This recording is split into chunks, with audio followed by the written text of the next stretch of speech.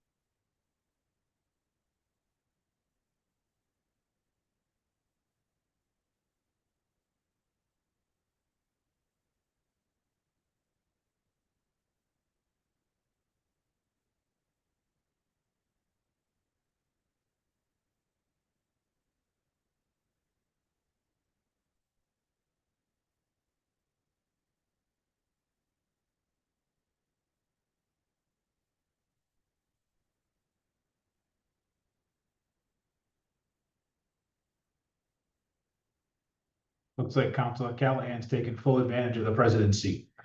That's a fine seat. Just don't lean back. I thought this was my meeting. Apparently, it's not. It got hijacked. It will be partially your meeting.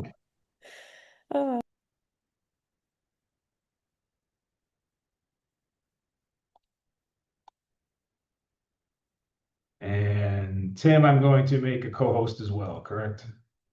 Yes. Okay, everybody should be in now.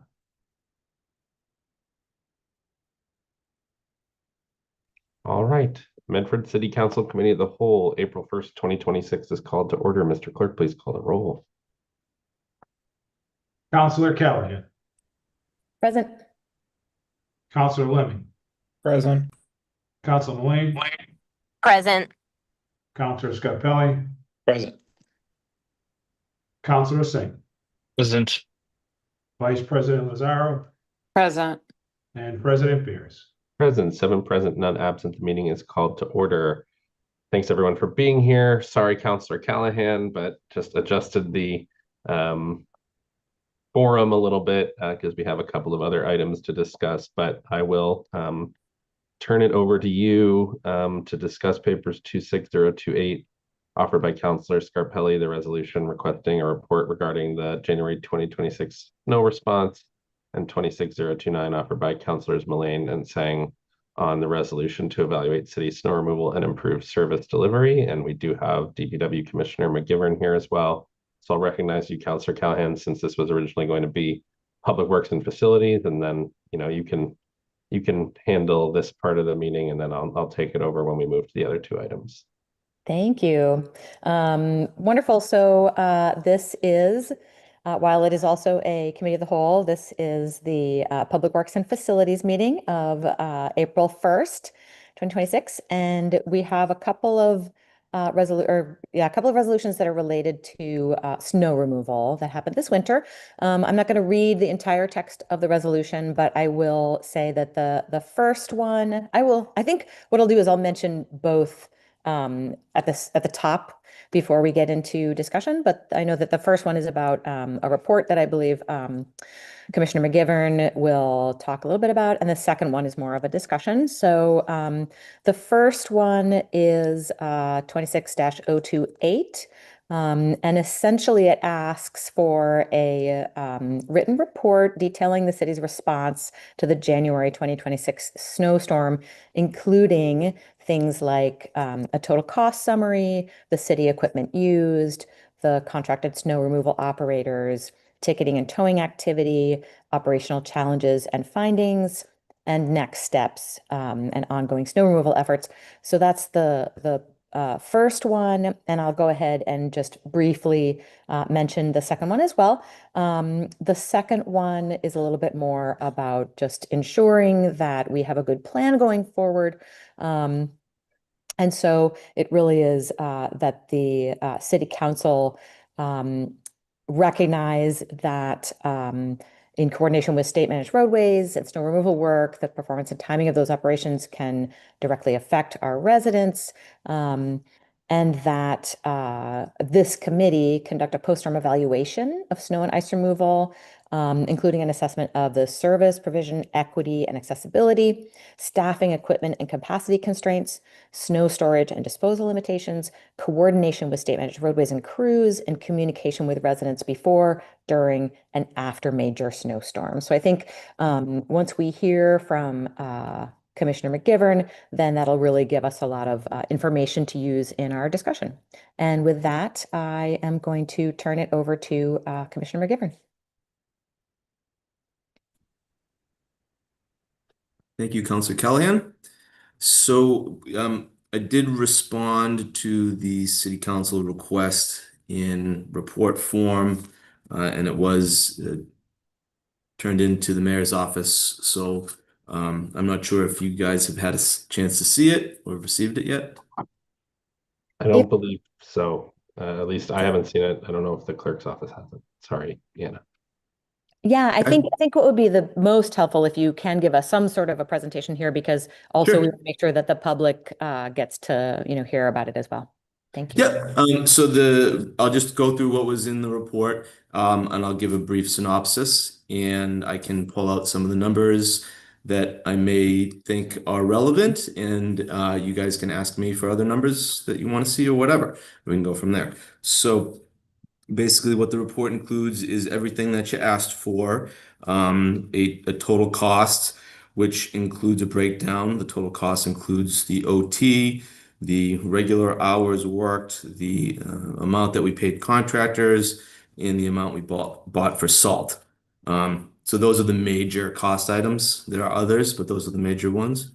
And then we also provided the commercial contract rates, as well as non-commercial contract rates, provided a breakdown of departments and divisions for storm overtime and storm regular pay. We provided a list of the contractors and how much we paid each contractor, and we provided a snow equipment dispatch list, which are the 55 or so pieces that the city deploys. And then I provided two invoices for salt that we used during that particular event. So that's the information that I provided. And then there was a request for some narrative in regards to challenges. So I'll just talk about that a little bit, and then we can kind of go where you guys want to go. The first question was about operational challenges. And actually, that was really the only question. So anyway, I provided an answer to that question. Really, the operational challenges this year included a relatively low availability of plows just in the region in general.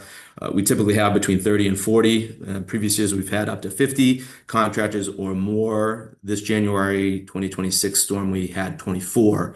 We don't have a definitive reason as to why, but the major speculation really is amongst folks like myself in Massachusetts is that we had a couple of winters with almost no plowing needed, and that really resulted in less folks available to provide that service.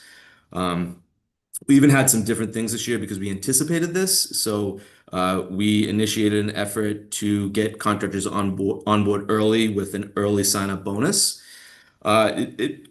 We did get a few to sign up early, so that was good.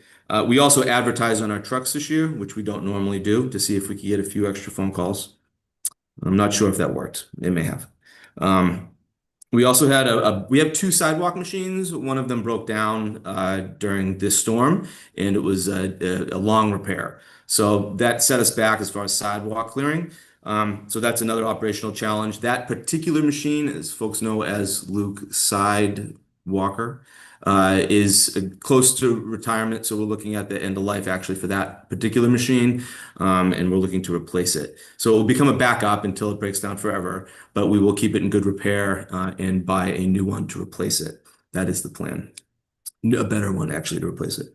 So that was another one. And then of course the obvious challenge was the amount of snow that fell and then the lack of thaw afterwards. it was really an anomaly. That storm was an anomaly. Typically, when you get a large amount of snow, there's typically a thaw after the storm. There was no thaw after the storm, so we had to deal with every single snowflake that had fallen for weeks thereafter, which is not typical. And then we did have some new employees and we had some new contractors. So that's always a challenge with every storm, is making sure that the new employees know protocols and new contractors know where they're going and know what to do.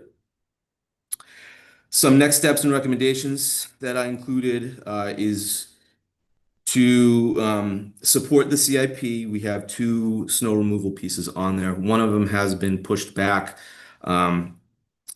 for a few years, and it's really just because we haven't really received much snow.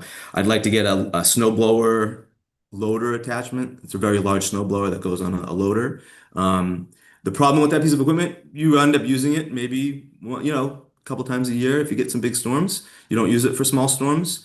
So it's a piece of equipment, hydraulic equipment, that would sit in our yard for most of the year. So it's a large purchase to have in a place like Boston, since we don't, if we were in Buffalo, we'd use it 12 times a year, and that would be much more worth it. But I think the demand is there. My workers want it, and it's on the capital plan. So I think that's something that we should look at very closely. And let's see, what else did I write in here? Oh yeah, and this was just so you guys realize, what we do as part of the operation. So after major storms, in fires and whatever, major storms, we always debrief. We have lessons learned incorporated into operations. So the next storm, we get better, basically. And this mostly revolves around route assignments and communication between foremen and operators. But other things are discussed too, equipment, failures, whatever. And a good example of this, and I put this in my report, is in our January storm, we did not have detailed mapping for route assignments. We've never had detailed mapping for route assignments. But after this January storm, we actually created route assignment maps with detailed route assignments on them through our GIS department. So we have that now, which we've never had before, and we used those during the February storm, and everybody seemed to think that they helped out with assignments, so that was a positive. And let's see, yeah. So anyway, that information I gave you, and then that information just in regards to the narrative and wherever you guys would like to take it, I'm on board. Great. Before I call on my fellow counselors, let me just, if I may, I'm curious because I can't find that report, and so I don't know whether you or I don't see it at all. or if the clerk can, because it's really helpful if we can actually review the report itself. So between you and the clerk, do you have any idea of like where is it under something that is not searchable? Is it listed? What's the title of the email? What day did it come? So I don't send council resolution responses directly to the city council. I send them to the mayor's office. And this one, I believe, had multiple departments on the request, so I'm not sure the status of those reports. So the protocol is that the mayor's office will respond to the council resolution. Okay, great. I will now go to my fellow counselors. Let me call on Councilor Lazaro. Thank you. I have a question that's very specific. I would, if this is in the report, I apologize. There's a section of Salem Street, along the Salem Street burial ground, that wasn't shoveled or plowed at all during any of the storms. And I have noticed it over and over again. And I've actually spoken to Andrew from the Chamber of Commerce, who is with the Chevalier, because they've had patrons that have complained about that stretch of sidewalk. There's parking over there, and then people walk on the sidewalk, but when it's not plowed, it gets really icy, can be really dangerous. I can't think of who else would be in charge of that stretch of sidewalk, and I was wondering if you could speak to why that might not have been plowed, or if that is part of the plan for the future. Just, I think that's an important, it's a really high traffic area in Medford Square. Salem Street, that's leading right into where the bars and restaurants, the Chevalier, pretty much, doctor's offices, it's right by City Hall. Yep. There's just a lot of reasons why we would want to maybe make that safer. It's close to the senior center. So, I know that the one side of it is a cemetery, but the parking is right there next to it. So just wanted to ask about that specifically. Sure. Yeah, that's our purview. So we should be clearing that. It's low priority, I will say. And I don't have an explanation as to why, besides there was some issue that I don't know about. I believe the Riverside side was done, but because I remember seeing that. So I think I'm just speculating here. I don't really know, but the assignment is to do those sidewalks, and the route includes those sidewalks, the brick one on Salem Street as well. I don't think it's getting done. I think they're doing one side, and I'm not sure if they're doing River as well. So Yeah. I think it may have been you or someone else brought this up, and this is another correction that we're doing. So we have a sidewalk list that's on paper of what we're supposed to do, just written out in text.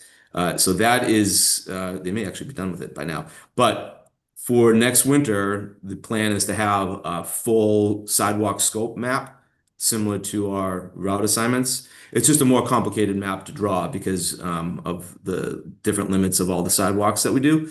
But in general, the rule of thumb is that whoever is in control of the parcel should be clearing the sidewalks. So that's a city-controlled parcel. It's owned by the city of Medford, and it just happens to be a historic parcel. So Totally. I think that what happens is a lot of the time in situations like that, the default being that people who own, it's either the businesses or the residents who live there need to clear their sidewalks. And then that one it's like, well, it's a graveyard. it's the city. Obviously, yeah, it's the city, of course.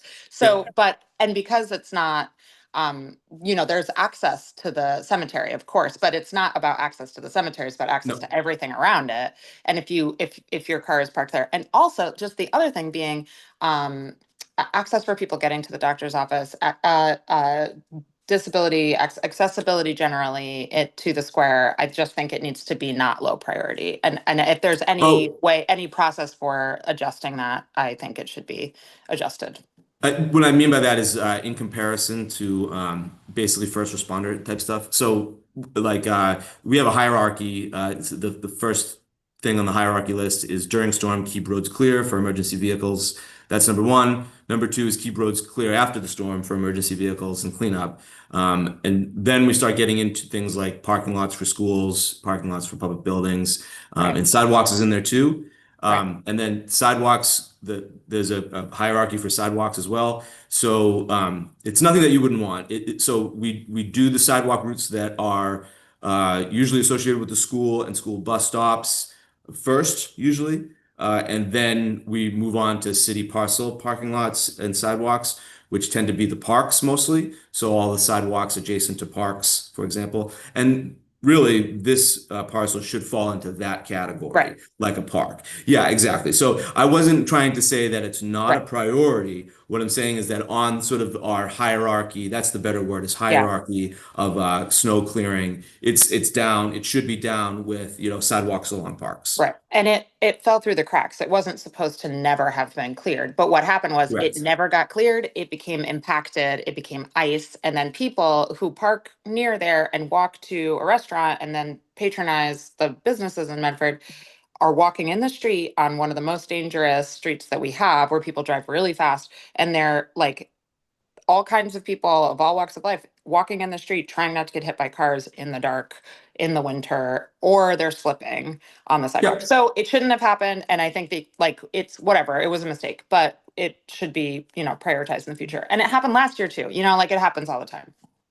Yeah, right. So I don't have a good explanation for it. So I think the best fix, I think, is what we're doing. Because I can say to those guys, oh, do this a million times, but unless it is not just written down, but we show them, I'm hoping that just solves all these. It's not the only sidewalk that has been missed. when the sidewalk machine gets deployed to a location to clear a sidewalk, do they do all of the sidewalks? Not all the time. And then we're trying to chase it later on and it gets compacted in ice. And then we're kind of like, well, now there's not a lot we can do. So I hear you loud and clear. And hopefully the sidewalk map just changes this for good. So Yeah, there's no okay. excuses, basically. Great. Sounds good. Thank you. Mm-hmm. Thank you. I will call on Counselor Scarpelli. Thank you, Madam Chair. Tim, thanks for being here. I know it's not easy, but and I agree with you. I think the first storm was difficult and it was an anomaly. I mean, and me and you had a conversation. We talked about eliminating any of the rumors that were going around and understanding the process of why we had such low turnout for support. I know that just to be clear with everybody, talked to Tim and had conversations with some former contractors who stated that the process that's now implemented is too daunting for them. Was told that that the the contractors now would need a separate insurance binder for liability, and talked with Tim. Tim dispelled those rumors to make sure that's not the case. But I've spent a lot of time with your team during the storm, actually. See how hard they've worked. I want to first publicly again commend them. The team with boots on the ground were amazing. They went above and beyond considering the lack of equipment, lack of contractor support, and the low number of DPW employees. That's nothing new. So I appreciate everybody doing their due diligence. So but I think that there's some glaring questions that we need to correct as we move forward. I'm not going to talk about what corner hasn't been done or what has been done. I think that's something that should be done over an email so we can document it and understand what the gaps that we've had. But I'm a little confused because as of, I think last year and the year before, when I've been involved with talking with your team and everything and talking with contractors, you said that the routes have never been mapped. They've always been mapped. I think I can pull up some of the routes that was shared with me maybe last year or the year before, just to understand who I needed to contact when I was getting phone calls. And like I said, this first storm, I received 54 phone calls and emails. So we broke a record. And as we went forward with that, I started talking and listening, and I found some issues that really were a little confusing and bothersome to me. The contractors, we know that we have to get to understanding were people informed, staff informed, were they giving their routes or not? Because that's something new, what you said today. Second, understanding the contractors' numbers that are low. Can you provide us with any processes used to train these contractors? Because I think that was, like you said, one of the concerns, and even with some of the newer DPW employees that were in a plow for the first time, possibly, that were they trained in any way and going through the process. I'm very familiar with this because I'm part of my snow removal team and snow prepared team in my municipality that I work with. I'd like to ask also, if you can, when I'm done with this list, is do we do a storm prep meeting? We do that in Somerville. We talk with everybody involved, and we know exactly what's going on, who's going where, what's going to happen, and who's going to support that. I think that's important. That if we're doing that, one of the biggest things, Tim, that I know that this isn't anything that you need to worry about. I was hoping some of the mayor's office, maybe you you can share this with the mayor's office, but we have a pretty robust communication team, and the communication before and the communication after the storms were horrible. That's probably one of the biggest concerns and issues and reasons why we had such negative feedback publicly, through social media, personally with phone calls and emails, is that people really weren't informed. The business district really suffered. We heard a lot about their issues where they didn't know what was going on. And again, like I said, this isn't on you, Tim. I think that we need more of a comprehensive plan with the whole team. And I don't think we see that.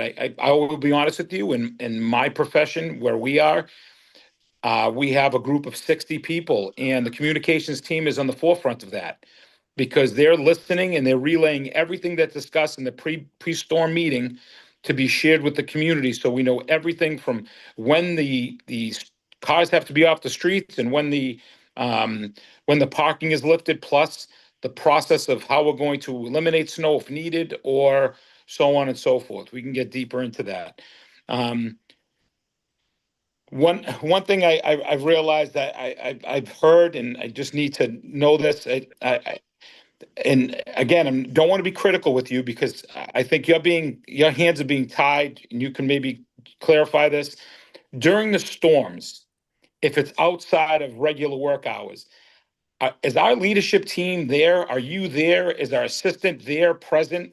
Because I think that's important also. I talked to some of my friends and teammates in my community, and they were saying that's one of the issues that Medford has. And I said, I don't know where they heard that from, but I said, I want to make sure that's another rumor, because I think that, we when we talk about, I was in the process with the prior mayor when we had a DPW director come on, and one of the biggest issues why the person that they wanted didn't accept the job is because the administration at the time wouldn't allow either comp time or flex time or overtime during snowstorms or after they worked past their 40 hours. Because I think that's important, that we have to know if that is the case, because that has to be corrected. Again, that's not your fault, Tim, if that's the case, but I want to make sure that's identified. And then I think as we move forward, I think it would help this counselor understand that what training is done, and what reports are done before and after. So whatever we can do when it comes to budget time, that when I hear you with the big snow blower, and even if it's one storm, if it helps us make our streets safe and our sidewalks safe, if it's something that we can make work in the capital plan, I'm going to support 1,000%, even if it's just one storm every 2 years. I think it's that important because we saw what happened. You weren't ready. Nobody was ready for the first storm. And I think that, to your credit, the second storm was drastically better. Everybody, I thought that you really pushed your team together, and it really showed. I think the second storm that you didn't hear anything. We didn't, at least personally, I didn't entertain any negativity with anybody, understanding that the team was out there working night and day, and it got done in a better format. And I think that the last thing is do you have a process where you're in communications with our state partners? Because as we know, we have a lot of state roads that intersect, and making sure that because we have a lot of state roads that intersect, so state will take care of one sidewalk, then all of a sudden there'll be another sidewalk that's not being touched. And I will tell you, our two code enforcement officers did it. I thought they were phenomenal. Any call I received, they were out there sending me pictures with big orange tickets on people's doors. So they really did their due diligence, making sure that our streets, our sidewalks were passable and safe for our pedestrians, especially our seniors and our students as they walked to school. And then I know we also talked about this, Tim. I think that people have to also hear this publicly, that well, we're hearing that the city isn't plowing private roads anymore because they're not part of the system. And I think that if that is the case in places, I think we need to know as a council, and we need to prepare. I know that I've asked that, and you've presented as well when it comes to getting more of a community meeting with people that reside in a private way and having them understand the protocol of what their responsibilities are now. I know that the mayor is moving forward with more of a detailed plan or rule of what can be done and can't be done on private ways. So I think that if if it was a mistake that some of these private ways just were missed, or we're really not doing them, that'll be interesting to know as well. So I know that's a lot, Tim, and I appreciate you coming out and listening and responding, but I just wanted to make sure that I asked all these questions because these are the questions that were posted and presented to me during the storm. So thank you. And I will absolutely give Commissioner McGivern the opportunity to respond. All right, thank you very much. So I'll just go in order. The contractor apps, that's the rumor. So we've been doing it the same way for about 3 years. So we have 2 applications, Yep. 2 ways to become a contractor with the city. One of them is the full legal way that it should be done, which is they have a full insurance rider. Mhm. They are prepared to work in the public way with all the Mhm. protections in place. That they get paid more money. And those are the larger landscaping companies typically, or whatever, the larger plowing companies that have that corporate setup and they can do that. Then there's the guy or gal with a pickup truck and a plow blade. Mhm. Usually they're just plowing for the city. They don't have general liability insurance. They don't have an LLC. They just want to plow and get paid. Right. So that's, we do still do that. Okay. It is an option. They don't get paid as much. And just, I'll tell you what the rates are. It's basically if you have a commercial setup and you have the proper insurance, you're getting for that pickup truck, you're getting $110 an hour. But if you are just non-commercial, guy or gal with a pickup truck and a blade, you're getting $98 per hour. Those are competitive rates. Yes. Very. Yeah, and and we encourage folks to get insurance because it protects everybody involved. I don't want to be in a situation, and neither do you folks, where a uninsured plow driver for the city hurt somebody badly. Right. We don't want to be in that situation. So, there's that. All right. Route foreman, sure, we have a map, and you've seen a map before. It's a Yep. map, it's a route foreman map. Route It's a foreman map map. that tells the foreman what they're responsible for. But that map never has gotten into the granular as to, hey, these are the streets that we are obligated to plow. Okay. We had them generally on there, but now what we can hand out in 11 by 17s, we can hand out to the route foreman an 11 by 17 sheet that has all of their route streets on it that they can then make copies of and give to contractors. Perfect. So Okay. that's the difference. So sure, yeah, you did see a foreman Okay. map. So it's just an improvement to the system that already was in place. And the reason for that improvement, I can talk a little bit more about because the next item is training. So new drivers, new contractors, yes, they do need to be trained. Okay. Typically, the way we do that is that the route foreman or someone else who knows the route goes with them the first time. That's typically how it's done. If we have a new employee that has never done a route before, they will follow someone else who has done that route for the first time. And then the kinks are worked out. Typically before, so that's the training part, and then that leads right into the pre-storm prep meeting. So we do have a meeting before all of our storms.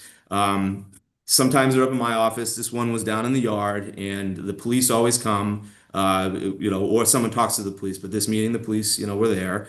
And we talked about all of the things that you brought up, Councilor Scarpelli, Okay. all of the things that needed. So what everybody sees, the only way that can happen is if we have a pre-meeting. Okay. And it's, yeah, so that definitely does happen. The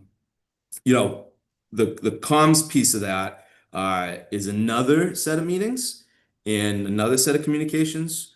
So, we're doing our operations preparation with the police, and we're doing our equipment preparation, and we're, making sure we have enough salt. So we're doing all of those things. And at the same time, I'm also communicating with the department heads and the mayor, the chiefs, the comms director, everybody that would need to be involved in a snowstorm emergency first responder type response. A lot of that is done over text message, group text message. It's we found, especially this last couple of years, it's a very effective way to do it. So we'll have an initial meeting, and then we all continue communication via a group text message. Seems to work out really well. I appreciate it. So I sign up actually for all of the notifications of our surrounding communities and other ones.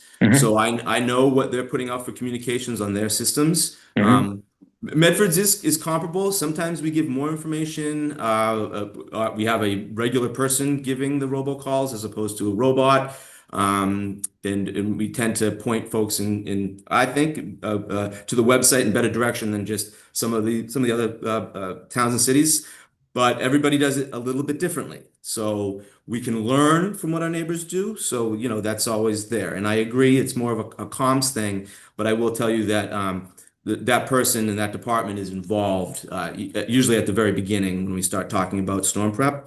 And then what happens after that, that really doesn't have anything to do with the DPW. We're gonna be the first responders and do our best at that point. Once we decide there's a snow emergency, then we go into full emergency mode.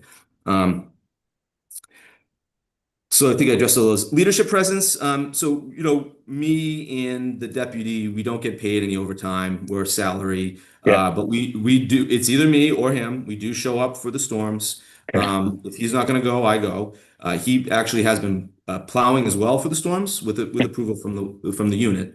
So I'm not doing any work at the unit. But for sure, he's there. And I think it was the February storm. Deputy wasn't available. Scott wasn't available. So I went in at the all in. And, I don't know what rumors are going about, but, I think we're different actually than other DPWs. The leadership does go in at storms. Sometimes it's just for morale, just so the workers can see our face, see my face.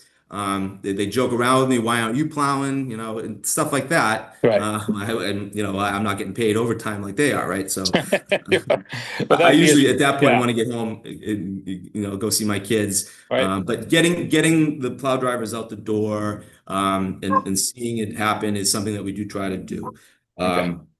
So then, as far as communication with state partners go, we do that. We have to. We don't really have a choice. So, and I'll give you just a few examples. We coordinate with them on bridges. So, obviously we don't lift our plow blades up when we go over bridges. We also have to deal with underneath the bridges, sidewalks, and on top of bridges, sidewalks on top of bridges. So we're doing those. We're also doing the MBTA bus stops. That's usually kind of last, but we do them, even though personally I think the T should do them. But I agree. Whatever. But we do it. And we also have to forward complaints to both DOT, DCR, and anybody else at the state who's listening. So that's constantly happening. DCR is the owners of a lot of the parks on the river, but we actually operate those parks. So, you'd think that we'd have a lot of coordination with DCR. We don't have that much. It's usually MassDOT that we're coordinating with District 4. And then as far as private roads and driveways, so our policies, I know that there's a lot of, chatter out there. So our policies have not changed. We plow all the public ways. We also plow all the private ways. Private ways are different from private driveways. Driveways are on building parcels. They are privately owned, and people pay taxes on the land that they're on. Private ways are parcels of land that are right of ways that people don't pay taxes on. They're usually derelict, which just means that there's no clear title to them. The city does plow those in the interest of public safety, and it is kind of on that line of is the public city using public resources to plow private property.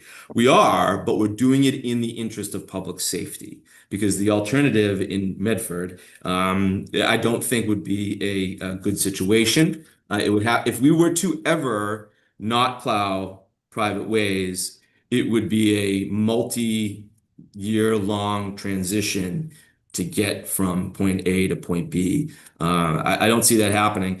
I mean, there's a huge topic here to talk about. Yeah, I agree. I agree with Yeah. you. Yeah. Yeah. But we don't need to delve into it, right? Yep. But as of right now, status quo, and I don't see this changing for any time, soon, is the city plows public ways and private ways, but we don't never have plowed private driveways. Okay. That's perfect. Mhm.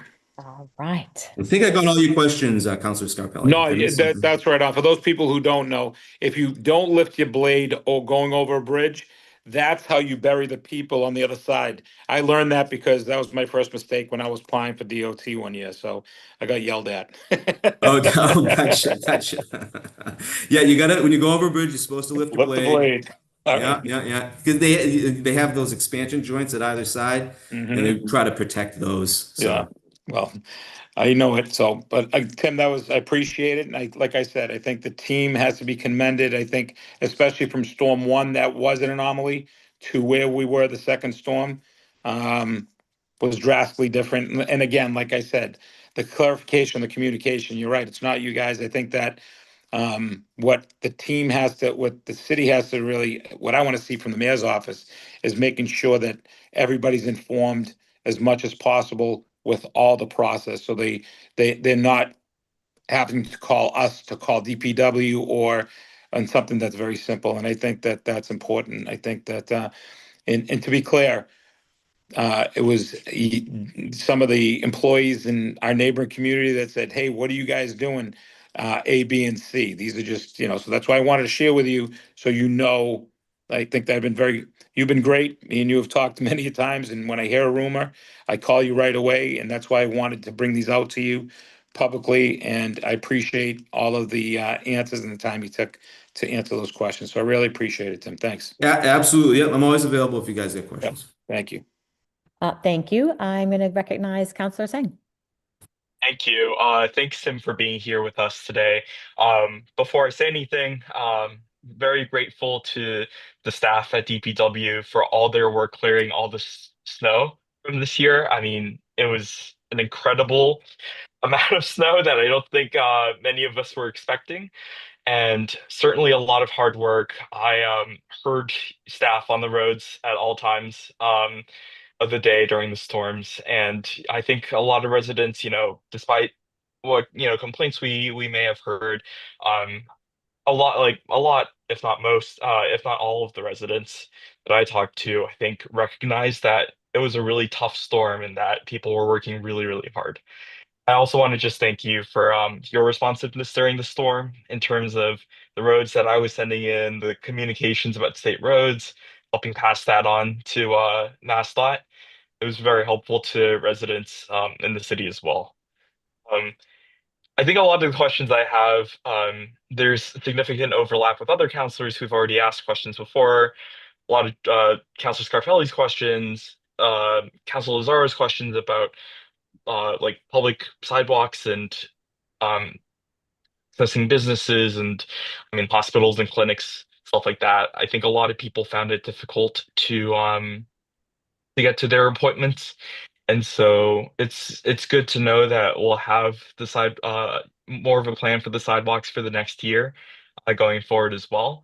And I think you've also anticipated some of the questions I had about equipment that we might need as well. But I guess going through, I just have a few more questions if that's okay with you, Tim. Um, I think I'm a bit curious about just the staffing and kind of the need for contractors. Of course, I think you noted that we're seeing a lot fewer contractors available than in the past. Um, Reasons for that, but I'm curious about whether there were any capacity gaps that required more contractors than usual, besides this, like taking the large volume of snow out of the question, compared to maybe where we were 10 years ago, is there kind of fewer staff at DPW that requires us to kind of fill more of a gap than before? It's a good question. I should wait for No, Council please. Callahan. No. You good? Go. I recognize you, Okay, Commissioner we're McGivern. good. Okay.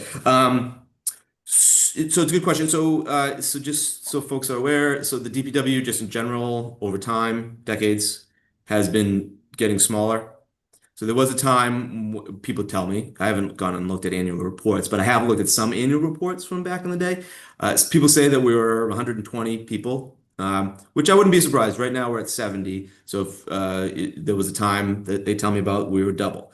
I've looked at annual reports from the different time periods, and certainly the DPW has been a lot bigger than it is today.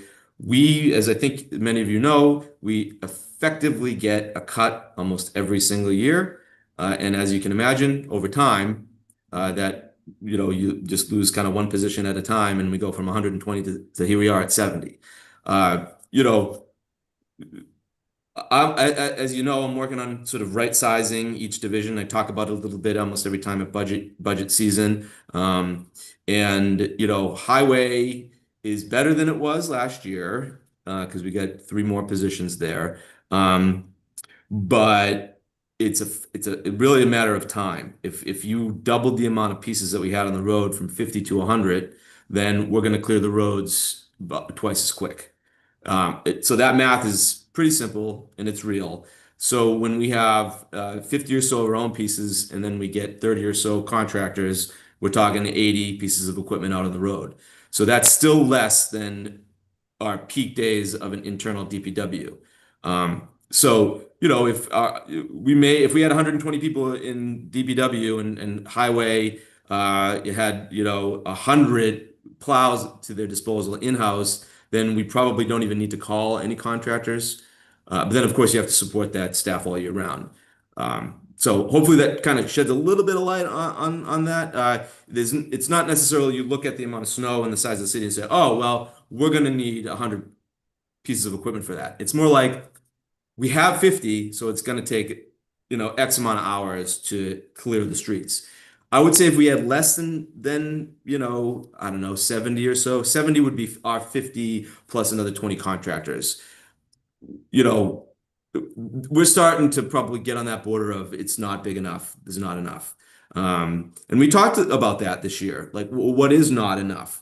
And I don't know the answer to that, but if we didn't have contractors, we didn't have those 24 contractors come in, and it was just 50 or 54 plows that we have, then it's just going to take longer, and it increases the risk during the storm that an emergency vehicle is not going to be able to get to go where it needs to go. And then, of course, we all know what happens if that's the case. So, those are the games we're kind of playing here. They're very real. And I think, when this body is thinking about the size of DPW and future services, then I'm always willing to talk about that. I've been trying to do a lot of work as city engineer and DPW commissioner to understand what right sizing of a DPW is and what that means and how do you apply it. And there's lots of good information out there and lots of different opinions. Thank you. I mean, I think with this question, right? I mean, I think what the council has been interested in the last few years is what is that right size? And it's a very difficult question to answer. I'm sure we've It had is. a lot of conversations about it, especially during budget season. But I mean, as the next budget season is approaching, it's a question I think that a lot of us might have in our heads. And I think on the council generally, we've made some progress with the override, but still I think the concern is that the 50 and the 30 are both shrinking, and I think it sounds like we've turned around or starting to turn around when it comes to the 50 component of it. I know we're just taking a random number for the 50, but that I think it's something for us to pay attention to as we budget for future years, is to make sure Yeah. that we're keeping the DPW part of the pie kind of there. Especially as it seems like maybe the contractor number is getting smaller and smaller. So thank you for that answer. Um, w- I appreciate the answers about equipment. I'm curious about the snow blower loader attachment that you were talking about. Of course, it's hard for us to predict what winters coming up will be like. Um, I guess where there are kind of two different questions I'm interested in. First one being, is this a formal budget request that's been made to the mayor to incorporate either in this budget or through um a capital fund, or is this just kind of an idea that we're talking about right now? Like, what stage are we at in that? And then on top of that, let's say it doesn't really snow this much in the next two winters, but it is, it's equipment, a piece of equipment we really could use this in our inventory. Is it a piece of equipment that deteriorates even when it's not being used, or is it the use of it that really makes it deteriorate? Good question. So I'll go in reverse. All equipment just starts deteriorating immediately when you buy it. And if it just sits around, it's this, it has diesel fluid in it that can crystallize if it sits around too long. So we would need to exercise it, turn it on every now and then. Like anybody who owns a diesel truck and doesn't drive it all that much, I think knows that. You got to turn it on and run it every now and then. So, we would need to do that. So there's some responsibility there. So there's a risk, that it sits around, doesn't get used, then all of a sudden, we go to try to start it up one year and it doesn't work. So that's really the concern, and also the capital cost, because we're talking about a piece of machinery that's well over six figures. And is that the right purchase for this climate and this weather? And I have an opinion on that, but I think it might differ from others' opinions. It would be a very handy piece of equipment, and I would like to have one. And we'd have to take the proper precautions and treat it as an investment. And we'd have to all understand that it may not get used for multiple years in a row. I mean, it definitely makes sense that this is like you can't foresee it, right? But once you need it, you need it. So, Yep. um, I'm curious. I guess there's still the component of the question about whether the formal ask has been made, but I'm also curious generally how our equipment inventory compares to the municipalities around us. Would like maybe comparing it by mileage or the mileage that we have to plow as a city, or sidewalk equipment at that as well. I know a few residents have kind of complained about sidewalks, snow removal, which we've kind of addressed at this point already. But I'm curious how the number of pieces of equipment that we have for that compares to, say, the municipalities around us. Sure. Yeah, you're right. I didn't answer your question. So we do have the snowblower attachment on the CIP. It's been on there for a number of years, but we keep pushing it back because it's a large purchase that isn't necessarily an immediate need. It's more of a nice to have. So anyway, and then as far as surrounding communities and what they have, I don't actually know what they have specifically for numbers, but we have the capacity really to operate two sidewalk machines. So that's what we have. So we actually have the amount of machines for the size of our workforce. And then I can talk about one other thing, the right sizing of highway. So I did a calculation in before the override to compare the size of our highway division to other highway divisions, as far as number of people compared to road miles managed. And we were on the lower side of most of it. Then, but the biggest takeaway was that there's a huge disparity. The Brooklyns and Cambridges of Massachusetts have larger highway divisions, more people to take care of their roads, but not necessarily more roads than us. And we have less. I think I was like 0.1 per road mile, or 0.1 people per road mile. And, other places were 0.2. I ended up being that we should be somewhere in the middle. I don't know still what that right number is, and I'm not sure anybody knows what the right number is. But I think it should be a little bit higher than what it currently is. So, we had 50, we're just talking winter, right? So in the context of winter, 50 plows out there that are in-house plows. That if that was 70, like we talked about, which would be 20 more pieces of equipment, 20 more people, then we're starting to skirt the line of, well, do we even need contractors for most storms? So that to me feels like more of an appropriate size if you were to just to look at winter. Because contracting in all aspects of public works, contracting is usually more money at the end of the day than to do it in-house. But you have to pick and choose what gets done in-house and what is done by a contractor. So anyway, hopefully that sheds some light.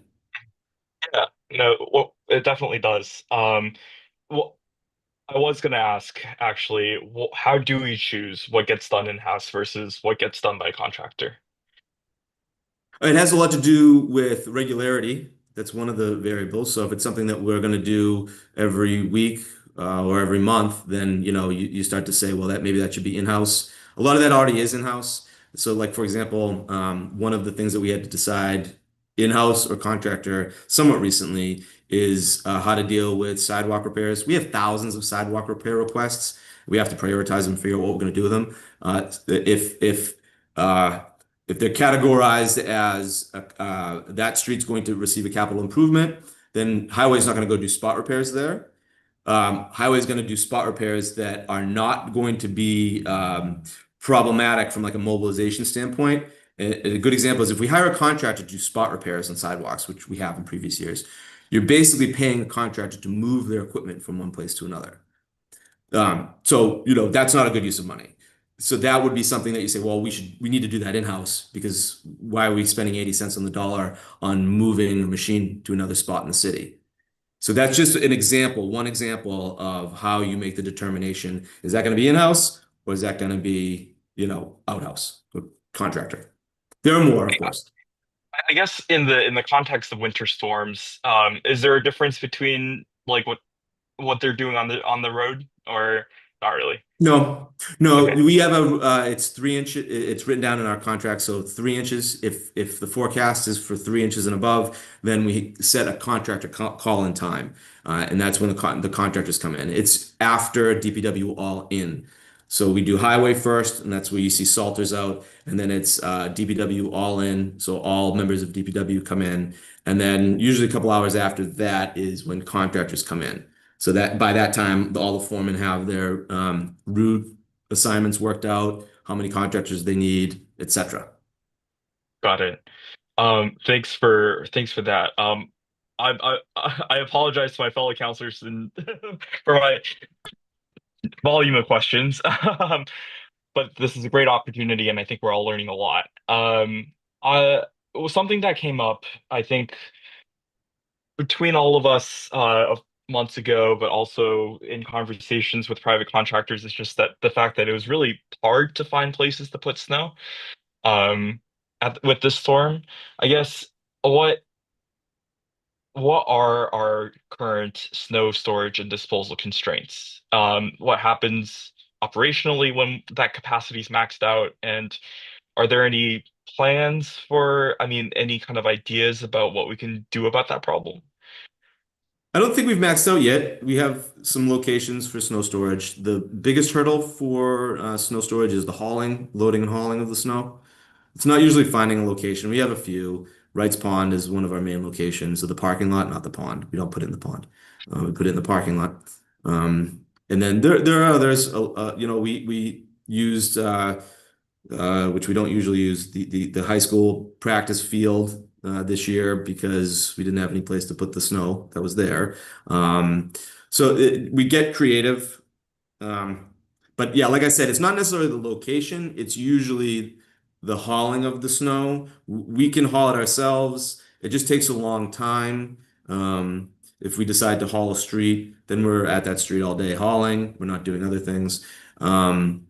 And we will usually try to hire a contractor so it frees us up to do other things usually. And it's a defined set of work that we can say, hey, contractor, go load and haul that spot. Got it. So, Thanks. Thanks for that answer. With regards to communications, I know Councilor Scarpelli already asked. Um, I think it's good to hear that in many ways that our city's communications are more accessible than others, but I think with anything comms related, you bump into the problem of everyone just takes in information differently. Um, Sometimes a statement that's put out or a phone call that's put out is too much information for some people and too little for information for others. I guess has there been any thought to kind of different types of communication, putting out like different kind of way, like different summaries or different depths of summaries, I guess is what I'm trying to get at. Um, I mean, it's hard to do that, for example, but or per se, but just I guess a more robust communication strategy that way. Because I think it's easy to say like point to the website, but I think for some people that doesn't isn't necessarily the way the information reaches them the best. I can't speak for the communications office, but I do know that they definitely talk about this stuff. The level that I've been involved um, you know, has been kind of run it by Tim, see what he thinks. I know that we do robocalls to everybody who signed up, and that's the one that I think most people are familiar with. And it's it's the snow emergency call, to announce the parking ban and to tell people what to do. I'm not sure what else they do for snow communications, but I'm sure they do other things. Um, but yeah, I can't, it's hard for me to speak to that. So. Yeah, no, that I mean, I think that's fair. I don't want to put this completely. I don't want to put this on you either because it's on communicate the city's communications writ large.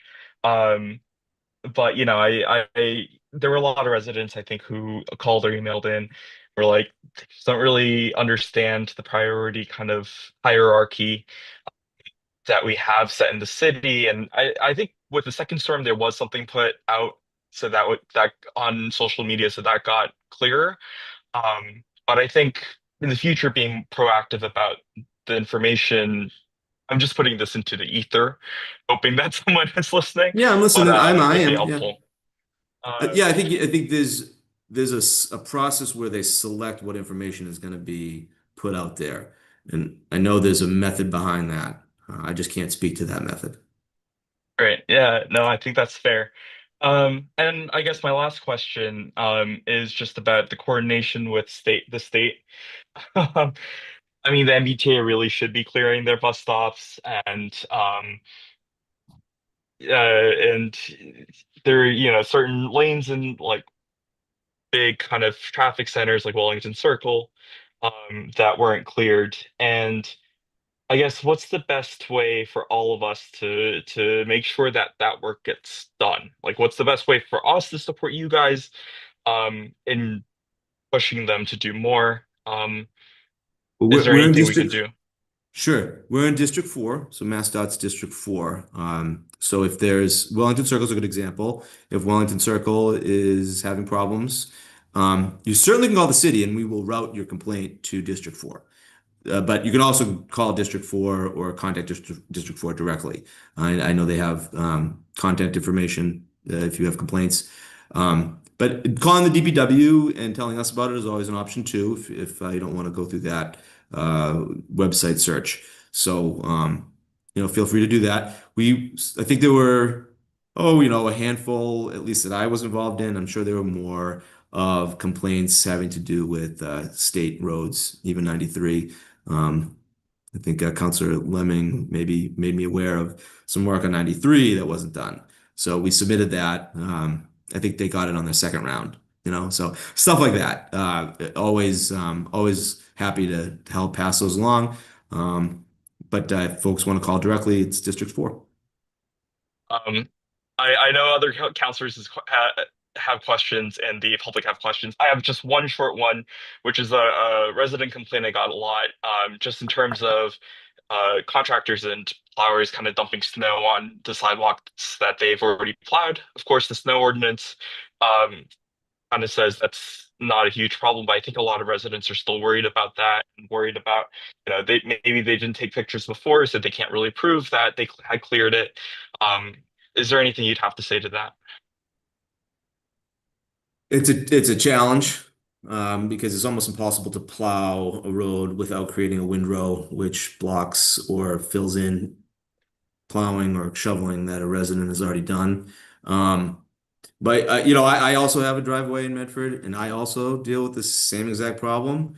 I snow blowed my entire driveway, and the contractor came by and left a windrow there. And I'm the DPW commissioner, so I have to deal with it as well. It's just something that is part of a storm. Try to time your snow removal in your private driveway to line up with the plow pass if you can. You shouldn't be pushing or plowing or snow blowing your snow from your driveway into the road. That usually just makes things worse for your neighbor. And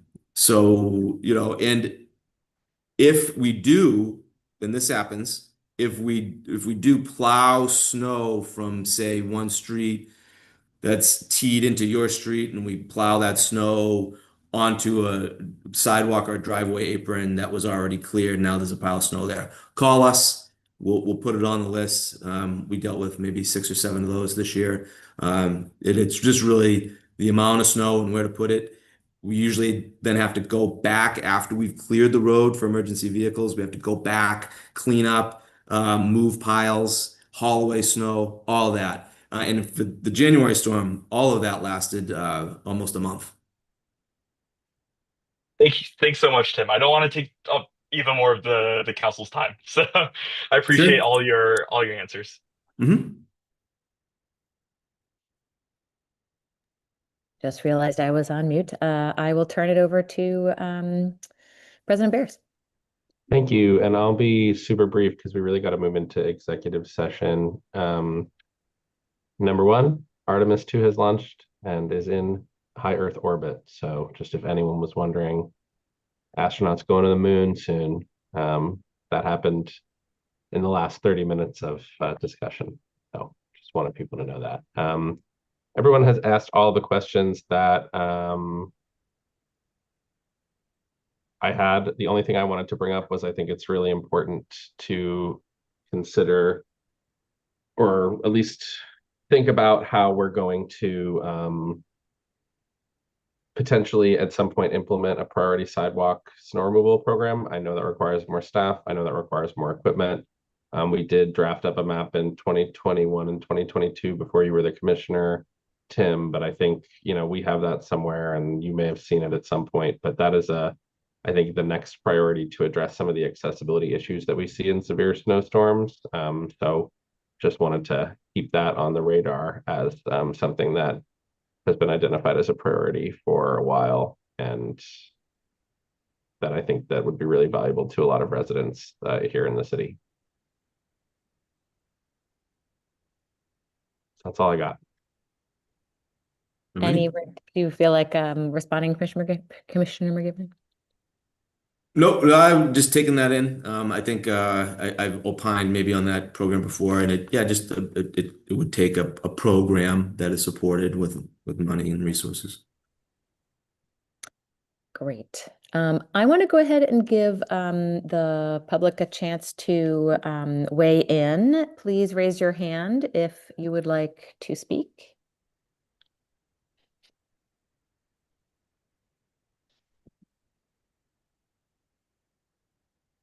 I don't see any hands raised. Give it another few seconds here. I think it looks like we answered every question we asked and answered every question that could possibly be asked and answered about snow removal here in Medford. Not seeing any hands. Is there any other discussion or any motions from the council? I'd make a motion to receive and place on file papers 206028 and 26029 And Tim, if you could just follow up with the mayor's office to have the written report sent over to us ASAP, that would be great. Second. Great. On the motion from Counselor Bears, seconded by Counselor Lemming to receive and place on file, Mr. Clerk, could you please call the roll? Counselor Kelly, Yes. Counselor Lemming, Yes. Counselor Mullane, Yes. Counselor Scarpelli, Yes. Counselor Singh, Vice President Lazaro, Yes. President Beers. Yes, 7 affirmative, none negative, the motion passes. Thank you, Counselor, President Bears. Oh, yeah, sorry, yes. 7 in the Um, affirmative, none in the negative, the motion passes. And are there any other motions on the floor? I got to take up the next papers. Ah, great. Sorry about that. Yes, turning it over to you. That is okay. All right, we have papers 26053 and 26065 submitted by the mayor.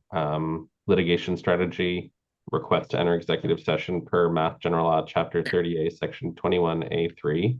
Is there a motion to enter executive session per Chapter 30A, Section 21A3, with the note that votes may be taken and we will adjourn from executive session? So So moved. moved. The motion Second. of Counselor Lemming, seconded by Vice President Lazaro. Mr. Clerk, please call the roll. Counselor Callahan, Yes. Counselor Lemming, Yes. Counselor Mullane, Yes. Counselor Scarpelli, Yes. Singh, Yes. Vice President Lazaro, Yes. President Beers. Yes, 70 affirmative, none in the negative. The motion passes. Mr. Clerk, if you could make me the meeting host, I just need to make sure that we do not have the transcription service on. Yes, hold on 1 second, President Beers. And Tom, Lisa, and Tim, we are going to be doing one thing first, and then I will invite you to the breakout room for the further items. Okay, President Beers. Bingo. You should be all set, sir. Great.